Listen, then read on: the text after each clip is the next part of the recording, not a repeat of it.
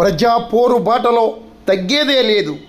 వైఎస్ఆర్సీపీ పెద్దాపురం దొరబాబు హెచ్చరిక.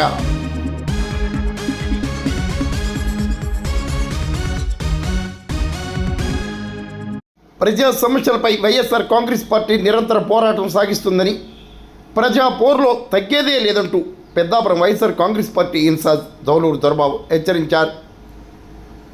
రైతాంగ సమస్యలపై, ఎరువుల సమస్యలపై రైతు పోరుబాట కార్యక్రమానికి సంబంధించిన గోడ పత్రికలను సామర్లకోట వైఎస్ఆర్సీపీ కార్యాలయంలో ఆదివారం దొరబాబు ఆవిష్కరించారు.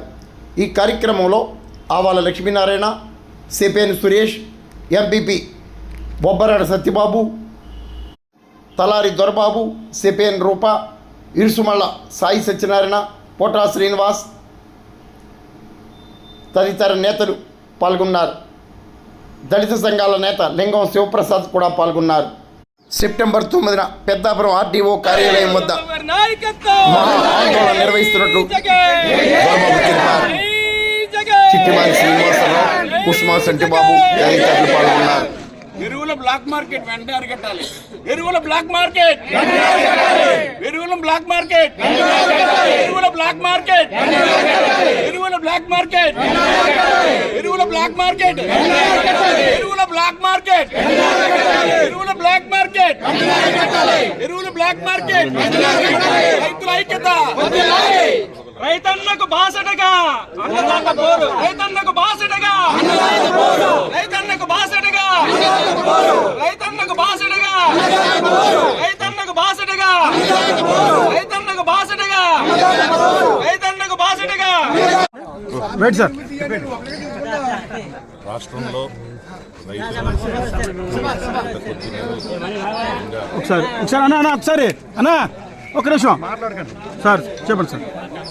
రాష్ట్రంలో రైతులు గత కొద్ది నెలలుగా యూరియా అందక ఇబ్బంది పడుతున్న సందర్భంలో, అలాగే కొద్దిగా దొరికినటువంటి యూరియాను కూడా ఈరోజు బ్లాక్ మార్కెట్లో 200 రూపాయలు పైగా కొనుక్కునే సందర్భంలో రైతన్నకు బాసటగా వైఎస్ఆర్ కాంగ్రెస్ పార్టీ ఆదేశాల మేరకు రైతన్నకు అండగా ఈరోజు వైఎస్ఆర్సీపీ పార్టీ నాయకులు, కార్యకర్తలు, అలాగే రైతులందరూ కూడా సెప్టెంబర్ 9 మంగళవారం డివిజన్ కేంద్రంలో, ప్రతి డివిజన్ కేంద్రంలో కూడా ధర్నా కార్యక్రమం చేపట్టి అటువంటి ఆర్డీఓ గారికి వృత్తపత్రం ఇచ్చి ఈ ప్రజల్లోకి తీసుకెళ్లే విధంగా కార్యక్రమం చేయడం జరిగింది.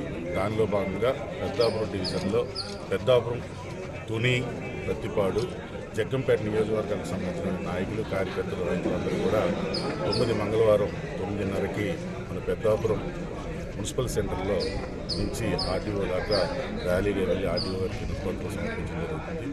కాబట్టి ప్రజలందరూ కూడా, అలాగే రైతులందరూ కూడా ఆ కార్యక్రమంలో పాల్గొనవలసిందిగా కోరుకుంటూ, ఈరోజు నిజంగా చాలా దారుణమైన విషయం.